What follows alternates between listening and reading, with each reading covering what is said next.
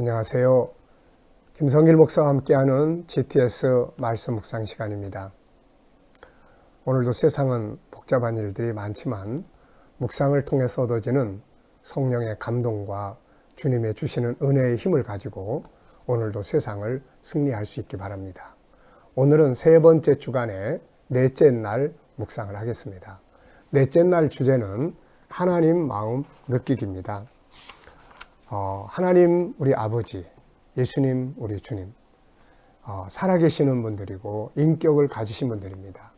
때로는 우리 모습 보고 기뻐하시고, 때로는 우리 모습 보고 속상해하시고, 때로는 실망하시고, 때로는 안타까운 마음으로 우리를 공부하시고, 그래서 하나님의 마음을 전달받을 수 있는 영혼의 귀가 열려져야 하는 것이죠. 자, 오늘은 마태복음 26장 동일한 본문입니다. 26장 36절부터 동일한 본문을 두 번 읽고 오늘 하나님 마음, 이 속에 나타나는 하나님 마음이 무엇인지 한번 살펴보도록 하겠습니다. 가능하신 대로 아이들과 같이 말씀을 묵상하도록 꼭 그렇게 훈련을 해보십시오. 아이들은 아이들대로 느끼는 게 있고 말하는 게 있고 꼭 정답이 아니더라도 상관없습니다. 자기 의견을 말할 수 있게 하는 것, 하나님을 느끼게 하는 것이 제일 중요한 것이니까요. 자, 26장 36절부터 보겠습니다.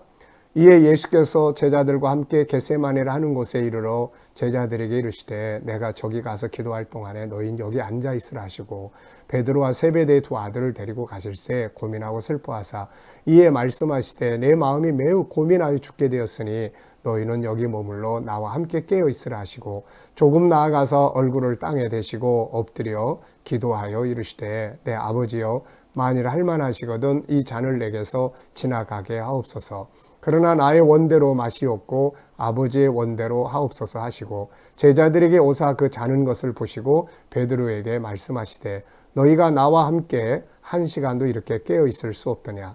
시험에 들지 않게 깨어 기도하라. 마음에는 원이로되 육신이 약하도다 하시고 다시 두 번째 나아가 기도하여 이르시되 내 아버지여 만일 내가 마시지 않고는 이 잔이 내게서 지나갈 수 없거든 아버지의 원대로 되기를 원하나이다 하시고 다시 오사 보신즉 그들이 자니 이는 그들의 눈이 피곤함이르라.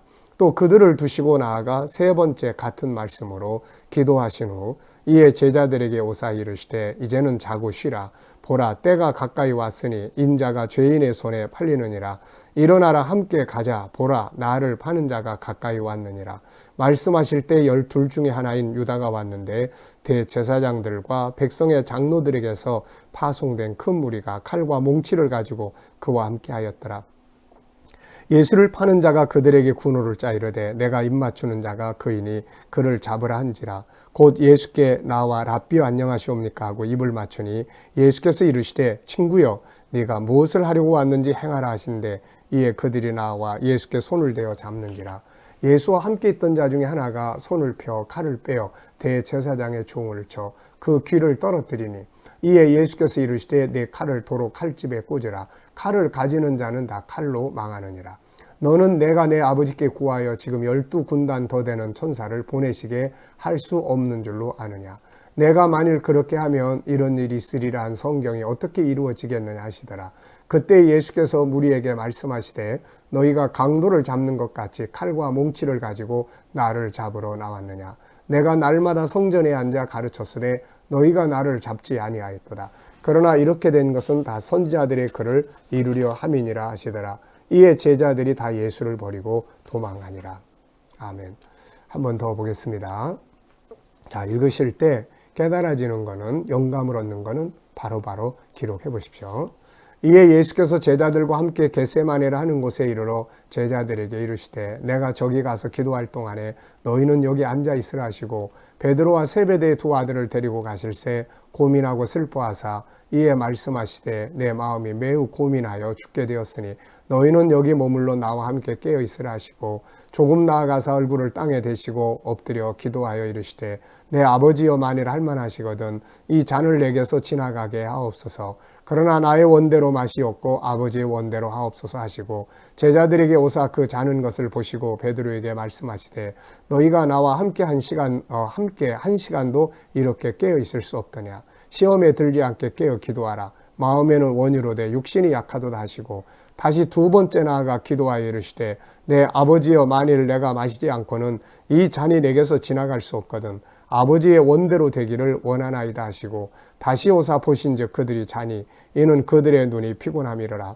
또 그들을 두시고 나아가 세 번째 같은 말씀으로 기도하신 후 이에 제자들에게 오사 이르시되 이제는 자고 쉬라. 보라 때가 가까이 왔으니 인자가 죄인의 손에 팔리느니라. 일어나라 함께 가자. 보라 나를 파는 자가 가까이 왔느니라. 말씀하실 때에 12 중에 하나인 유다가 왔는데 대제사장들과 백성의 장로들에게서 파송된 큰 무리가 칼과 몽치를 가지고 그와 함께 하였더라. 예수를 파는 자가 그들에게 군호를 짜 이르되 내가 입맞추는 자가 그이니 그를 잡으라 한지라. 곧 예수께 나와 랍비 안녕하시옵니까 하고 입을 맞추니 예수께서 이르시되 친구여 네가 무엇을 하려고 왔는지 행하라 하신대 이에 그들이 나와 예수께 손을 대어 잡는지라. 예수와 함께 있던 자 중에 하나가 손을 펴 칼을 빼어 대제사장의 종을 쳐 그 귀를 떨어뜨리니 이에 예수께서 이르시되 내 칼을 도로 칼집에 꽂으라. 칼을 가지는 자는 다 칼로 망하느니라. 너는 내가 내 아버지께 구하여 지금 12군단 더 되는 천사를 보내시게 할 수 없는 줄로 아느냐. 내가 만일 그렇게 하면 이런 일이 있으리라 한 성경이 어떻게 이루어지겠느냐 하시더라. 그때 예수께서 무리에게 말씀하시되 너희가 강도를 잡는 것 같이 칼과 몽치를 가지고 나를 잡으러 나왔느냐. 내가 날마다 성전에 앉아 가르쳤으되 너희가 나를 잡지 아니하였도다. 그러나 이렇게 된 것은 다 선지자들의 글을 이루려 함이니라 하시더라. 이에 제자들이 다 예수를 버리고 도망하니라. 아멘. 자, 4일차 하나님 마음 느끼기. 네, 1번입니다. 감람산에 올라가셔서 십자가의 사명을 위해 고통 속에 피땀 흘리며 기도하시는 예수님을 보실 때 하나님 마음은 어떠하셨을까? 십자가를 지시기 위해서 세상에 오셨지만 내가 고민해서 죽게 되었다. 주님의 심정을 표현한 말씀이죠. 그러면서도 아버지의 원대로 되기를 기도하시는 그 예수 그리스도 주님의 모습을 보실 때 하늘 아버지의 마음은 어떠하셨을까? 어떤 마음을 가지셨을 거라고 생각합니까? 저는 한편에서는 마음 아프시고 자기의 아들이 죽는 자리에 간다. 얼마나 힘들겠어요. 또 한편에서는 고맙고 이게 나쁜 일 때문에 죽는 게 아니고 인류를 구원하는 그 아버지의 뜻을 이루기 위한 거니까 고맙고 또 한편에서는 기쁘시고 돌아올 백성들 생각해서 그러시지 않았을까 생각을 합니다. 자, 두 번째는 예수님이 피땀 흘려 기도하실 때 제자들은 잠을 자고 있었습니다. 이것을 보시는 하나님 마음은 어떠하셨을까? 같이 지금 기도하고 막 피땀 흘리고 같이 기도하면서 고난을 대비해야 될 제자들이 아무것도 모르고 그냥 자고 있습니다. 네. 그걸 보는 하나님의 마음은 어떠하셨을까? 한쪽에서는 막 속상하실 거예요. 야, 이놈들아. 지금이 잠잘 때냐? 한쪽에서는 안타까운 마음도 드셨을 거예요. 지금 기도해야 되는데. 아니면 너네들 다 이제 시험에 빠지는데. 네. 기도해야 될 때 잠자고 있는 내 모습도 있죠. 우리도 기도해야 될 때가 있습니다. 항상 기도해야 되지만 특별히 하나님 앞에 뜻을 정하고 기도해야 될 그런 때들이 있어요. 때로는 금식하며 기도해야 될 때가 있습니다. 그런데 잠자고 있어요. 힘들다 그러면서 잠자고 있어요. 어렵다 그러면서 잠자고 있어요. 이걸 하나님이 보시면 답답하실 거예요. 그리고 막 한쪽에서는 막 부글부글 끓으실 거예요. 요나서를 보면 지금 풍랑이 일어나서 다 죽게 생겼는데 다들 와서 막 자기 신의 이름 부르는데 요나가 밑에서 잠자고 있으니까 선장이 그걸 보고 가서 당신은 왜 잠자고 당신의 신을 부르지 않느냐고 막 깨우지 않습니까? 네. 우리가 기도해야 될 때 안 하고 있으면 이런 하나님의 마음을 좀 느낄 수 있어야 될 겁니다. 세 번째입니다. 가룟 유다가 예수님을 팔기 위해 서로 약속을 하고 예수님께 다가가서 인사를 할 때 그걸 보시는 하나님의 마음은 어떠하셨을까? 네. 좀 가증스럽다. 지금 입맞추는 것이 사랑하고 존경해서가 아니라 이 사람이니까 잡아가세요 하는 사인이란 말이에요. 이 장면을 볼 때 하나님이 막 화가 나시지 않았을까요? 네. 자, 우리도 때로는 이런 모습으로 하나님 앞에 설 때들이 있습니다. 이중적으로 하나님 앞에 섰을 때는 교회에서는 정말 멋진 크리스찬처럼 살지만 밖에 나가 살 때는 하나님 전혀 없는 사람처럼 이런 모습들 보실 때 하나님이 화나실 거예요. 우리가 삶을 살아가면서 가끔가다 한 번씩은 이렇게 하늘을 한번 보세요. 하나님이 이걸 보시면 어떤 마음이 드실까? 네. 자, 네 번째입니다. 제자 중 한 사람이 칼을 휘둘러서 대제사장의 종의 귀를 떨어뜨리는 모습을 보시는 주님의 마음 어떠하셨을까? 이 사람 막 몹시 흥분했던 것 같아요. 막 갑자기 그 어떻게 돼야 될지. 예수님은 붙잡히고 있지. 막 이럴 때 그 당황 안에서 그냥 자기도 모르게 칼을 빼가지고 막 휘둘르는 이런 장면. 주님의 마음은 무척 안타까웠을 거예요. 지금 상황을 이해하지 못하고 있는 제자들.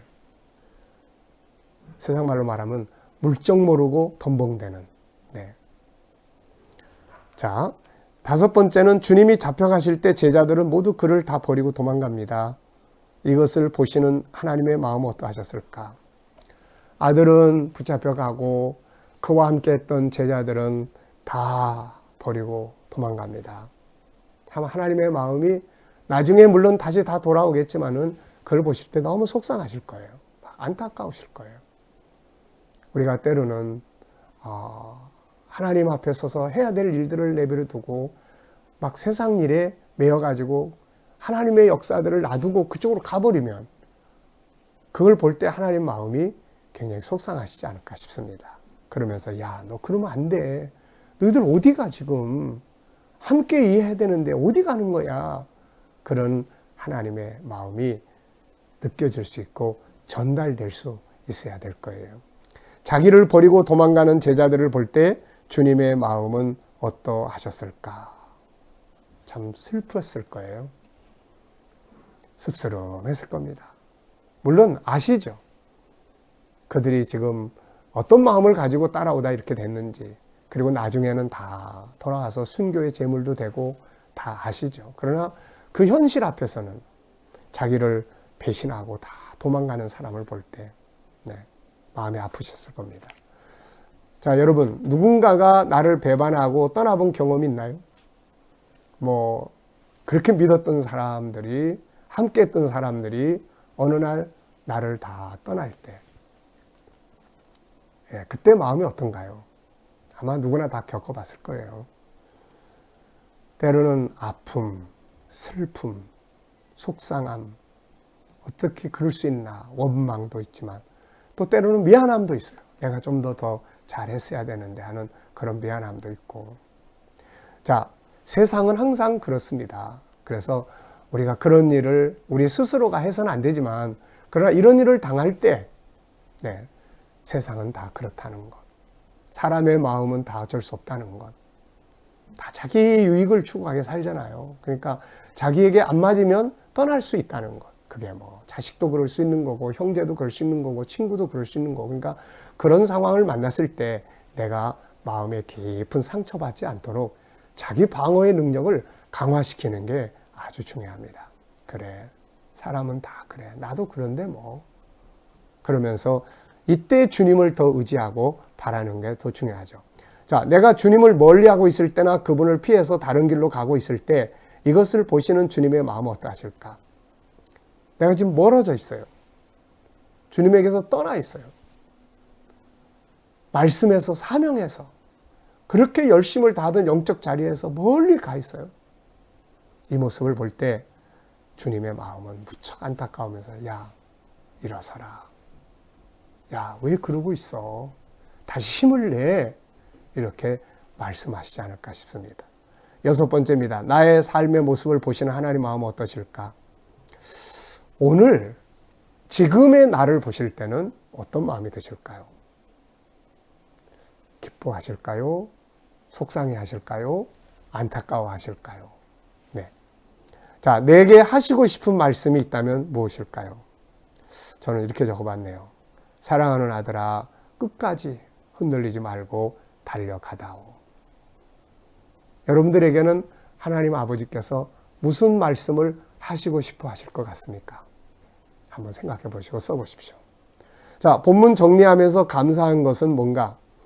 우선 항상 쓰지만 이렇게 묵상을 통해서 주님의 은혜의 강물이 내 영혼을 적시고 있다는 것이 이게 너무너무 감사하고, 현장을 보고 감사하는 것은 겟세마네 동산의 기적, 예수님이 참고 견디고 버림받고 배신당하고 그 기적, 그것 때문에 우리가 구원을 받게 되니까 너무 감사합니다. 하루 동안 기억하고 싶은 내용은 뭔가? 예수님의 기도죠. 내 뜻대로 마시고 아버지 원대로 하옵소서. 잊지 말아야 될 거고 우리의 기도가 돼야 되고 우리의 삶이 돼야 될 주제라고 생각합니다. 오늘 말씀 속에서 느껴지는 하나님 마음은 무엇인가? 끝까지 아무리 어려워도 변질되지 않고 끝까지 승리하기를 바라고 계시지 않나 싶습니다. 질문 만들어 보겠습니다.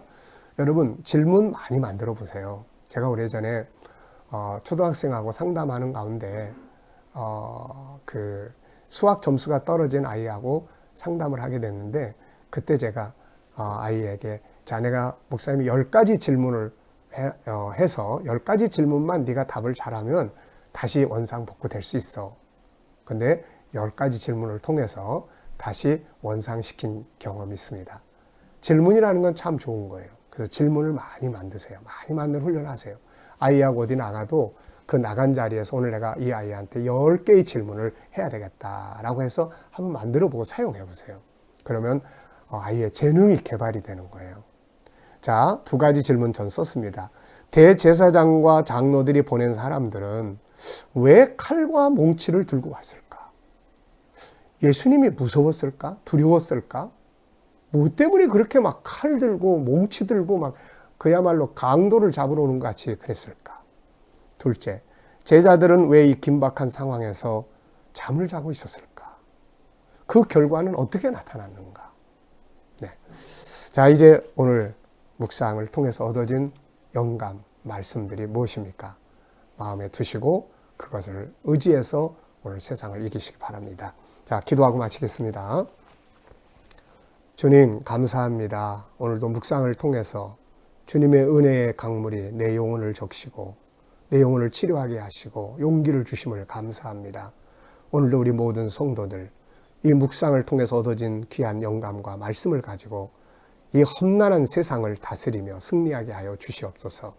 오늘도 우리 자녀들과 또 친척들, 이웃들 중에 믿지 않는 자들을 다 돌아오게 하시고, 오늘도 질병과 싸우는 이 나라의 많은 지도자들, 또 관리들, 의사, 선생님들 주님 도와주시고 붙들어 주시며 이 땅에서 속히 코로나 질병이 소멸되게 하여 주시고, 다만 이단들이 이를 통해서 뿌리째 뽑히는 계기가 되게 하여 주시옵소서. 거룩하신 하나님, 세계 곳곳에 있는 선교사님들에게 은혜 베풀어 주시고, 주님, 저희들을 통하여 열방의 주께로 다 돌아오는 이 큰 역사들이 이루어지게 하여 주옵소서. 북한에 있는 교회와 성도들에게도 믿음 잘 지킬 수 있도록 주님 복 내려 주시고 함께하여 주시옵소서. 오늘도 이 재단에 속해 있는 또 주의 이름을 부르는 모든 성도들 머무는 곳마다 머리털 하나 상하지 않도록 지켜주시고 보호하시고 역사하여 주시옵소서. 감사하며 예수님의 이름으로 기도하옵나이다. 아멘.